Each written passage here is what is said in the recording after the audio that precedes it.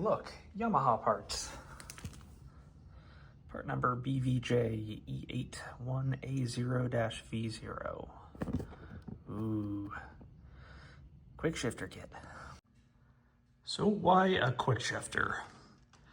Motorcycles have a sequential gearbox, and with the right clutch, you can actually upshift and downshift without really doing any damage to the gearbox.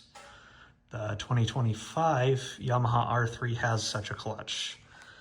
And because of that, they now offer a factory quick shifter. This little guy down here that will tell the ECU when you're shifting up so that it can actually cut power.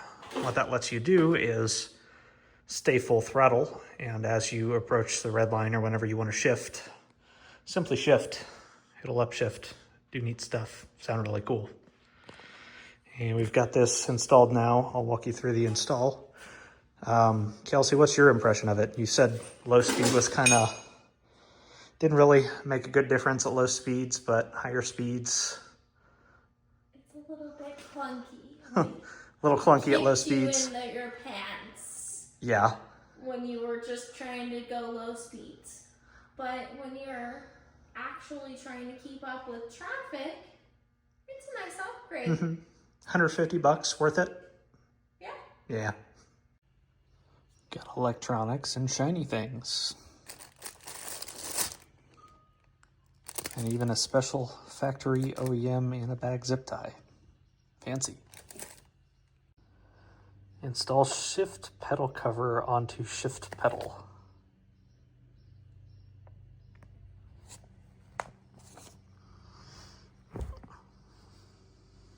That's gonna need some KY.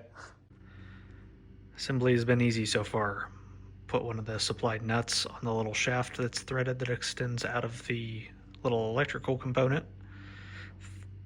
Make sure you put the actual shifter linkage on it. Put the dust boot on the heim joint. Put the nut on it. Tighten it down until there's 10 millimeters between here and here. And then 153 millimeters between here and here. Then it's on to disassembling the bike. Disassembly. Gonna remove that. We're gonna keep this little washer because we need it. There's a bolt we take out from right here. This comes off. Take out this bolt. Don't scratch your bike up. And take out this bolt. All three of these 22 foot-pounds. This one, make sure you have the washer. Use grease and Loctite, blue Loctite. If you can find it, these are awesome.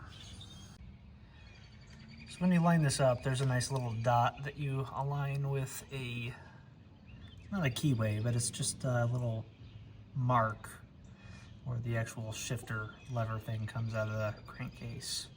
So you line those up, put that bolt on, 10 foot-pounds, 7 foot-pounds on this little one. There's a spacer here that you have to put in. You want to put Loctite on the end, grease this, make sure you're not wearing anything out. And I was kind of hoping we could do something laparoscopically, but it doesn't look like it. I think we're going to have to pull the plastics off. Yay! Yeah, you do in fact have to take everything off.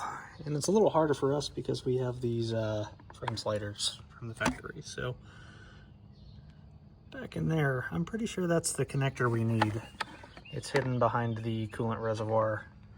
So I'm gonna unplug the little temporary plug connector that they have on there. I'm going to remove these two bolts so that I can put on the little fastener that they sent and get that hooked up. Okay, we're all hooked up. This bracket goes here to hold the wiring kind of away. The crankcase bolts, those are 7 foot-pounds. There's a little plastic bracket that goes around the end of the electronics. There's also a piece of blue tape that you need to make sure that that clamps over.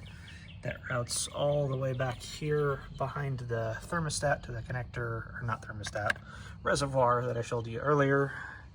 That's that. So now let's get all the plastics back on. Okay, to activate this, I'm supposed to hold up on the shift lever, and I'm gonna have to do that firmly And if it goes into the next gear, I need to hold it up more so that I'm kind of putting pressure on that solenoid. Then I need to turn it on, but don't start it, and then sit there for 10 seconds. And I should get a QS light kind of by the gear shift indicator. So up, and I'm holding firmly. Key on. 2, 3, 4, 5, 6, 7, 8, 9, 10. No, I did not get anything. Oh, yeah, I did. Yay, victory. All right, so this quick shifter, how it works is anytime you want to shift up on the gear, it's going to feel that you're trying to shift, and it's going to cut the ignition to the bike. So it'll stop making power. It'll allow the synchronized gearbox to shift up into the next gear, and then when you let off on your shift, it'll keep going.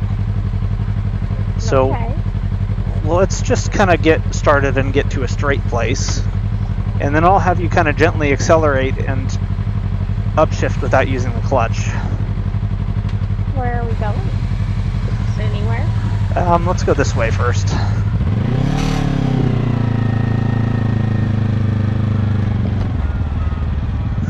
Get in front of me.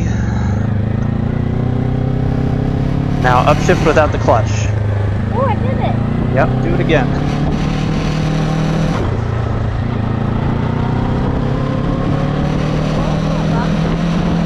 Is that fun? So accelerate briskly this time and just upshift when you want to upshift.